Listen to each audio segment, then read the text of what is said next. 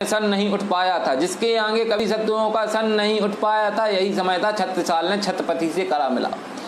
तो इस समय छत्रसाल को जब यह बात पता लगी कि दक्कन में लोहा ले रहे हैं छत्रपति महाराज, तो उनको मन में आया कि क्यों ना छत्रपति महाराज से जाके मिला जाए, वो हमारी सहायता करें। तो छत्रपति महाराज के पास गए, उनसे मिले, तो उनकी वार्तालाप रखता हूँ कि यही समय था जब छत्रसाल ने छत्रपति से करा मिलाप। छत्रपति बोले, महाराजा जाओ के सबकी महाभारत कर डालो।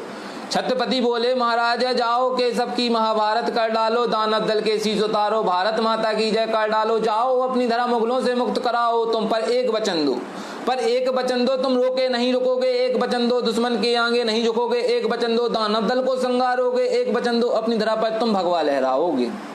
एक वचन दो, तुम रोके नहीं रुकोगे, एक वचन दो, अपनी धरा को मुगलों से मुक्त कराओगे, एक वचन दो, तुम दुश्मन के आगे नहीं झुकोगे, एक वचन दो, दानव दल को संगारोगे, एक वचन दो, अपनी धरा पर तुम भगवा लहराओगे, एक वचन दो, मुगलों को पल पर तुम संगारोगे, एक वचन दो, मुगलों को पल पर तुम संगारोगे, एक वचन दो, सत्य सनातन की जयकार करोगे। इतना कहकर छत्रपति ने छत्रसाल को दे दी अपनी तलवार भवानी।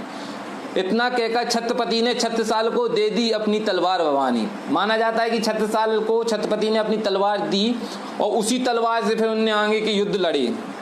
तो उन युद्धों में कभी छत्रसाल की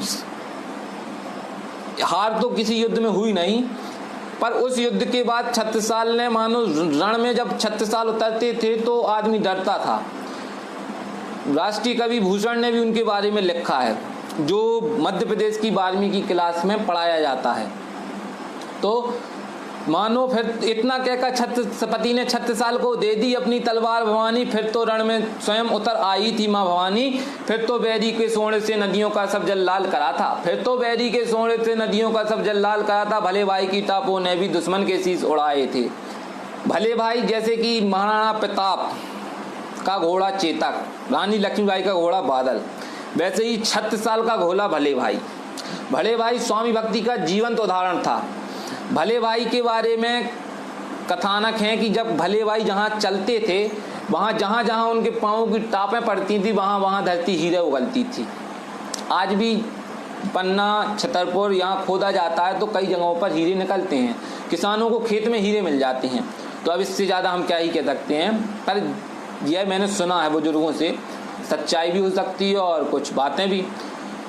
तो इस वचन को मुगलों को फिर तो बैरी के सोने से नदियों का सब जल लाल करा था। भले भाई की टापों ने भी दुश्मन के शीश उड़ाए थे। यमुना डोस नर्मदा चंबल तक जिसने अपना राज बढ़ाया, यमुना डोस नर्मदा चंबल तक जिसने अपना राज बढ़ाया। बुंदेली इस धरा पर फिर से भगवा ध्वज लहराया। मुगलों से अपना भूखंड वीर ने फिर आजाद कराया। यह खंडों में बटा प्रदेश ही बुंदेलखंड कहलाया। 40 वर्ष के शासन में उसने 52 लड़ाई थी। 40 वर्ष उन्होंने राज किया था, जिसमें उन्होंने 52 लड़ाई लड़ी थी। 40 वर्ष के शासन में उनने 52 लड़ाई थी, एक लड़ाई भी हारी नहीं, अपनी धरा मुक्त कराई थी। भले भाई ने माटी का कर्ज चुकाया था, राजन के संग बुंदेलखंड मुक्त कराया था। भले भाई ने माटी का कर्ज चुकाया था, राजन के संग बुंदेलखंड मुक्त कराया था। तो इतिहासों के पन्नों को